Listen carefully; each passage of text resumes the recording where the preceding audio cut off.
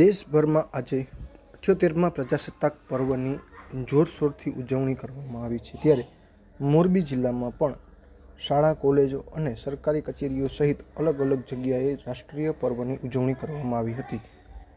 જિલ્લા કક્ષાનો સ્વતંત્રતા પર્વ મોરબીના પોલીસ પરેડ ગ્રાઉન્ડ ખાતે યોજાયો હતો, જ્યાં જિલ્લા કલેક્ટર કિરણ ઝવેરીએ રાષ્ટ્રધ્વજ ફરકાવી સલામી આપી હતી.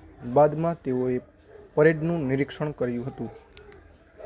આ કાર્યક્રમ બાદ શાળા કોલેજના બાળકો દ્વારા તૈયાર કરવામાં આવેલી કૃતિઓનું સાંસ્કૃતિક કાર્યક્રમો યોજાયા હતા, જેમાં બાળકોએ પોતાની અલગ અલગ કૃતિઓ રજૂ કરી હતી.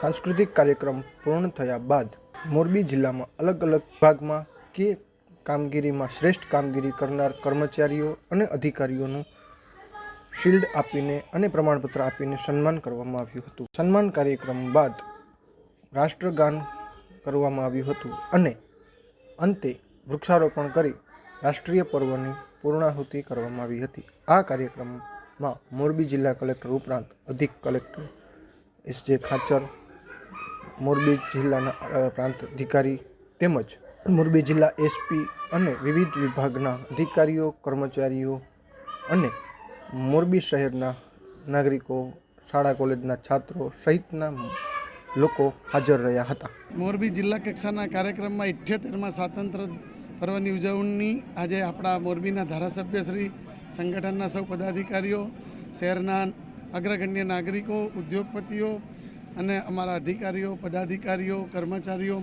અને શિક્ષકો, બાળકોની હાજરીમાં ખૂબ ઉલ્લાસપૂર્વક મોરબી આજે ઉજવણી કરી છે અને મોરબીનું હુન્નર અમે બહાર લાવવા પ્રયત્ન કર્યો છે અને પ્રજાને આ કાર્યક્રમ અવશ્ય ગમશે એવી મારી અપેક્ષા છે. મેં મારા જે ભાષણમાં પણ મોરબીના લોકો પાસેથી ઘણી બધી અપેક્ષા રાખી છે અને મોરબી માટે જે કામ કર્યું છે એની પણ વાત કરી છે.